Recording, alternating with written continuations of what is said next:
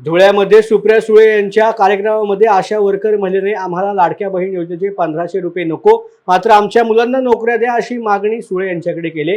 सरकारने आशा वर्करला मानधन देण्याची घोषणा केली, मात्र हे मानधन अद्याप दिलेलं नाही। ते आम्हाला मिळावं, कापूस आणि सोयाबीनला भाव मिळावा अशा मागण्या या महिलेने कार्यक्रमामध्ये केल्याचं पाहायला मिळते। हा कार्यक्रम सरकारचा होता की विरोधकांचा, असा प्रश्न आता उपस्थितांना पडला आहे।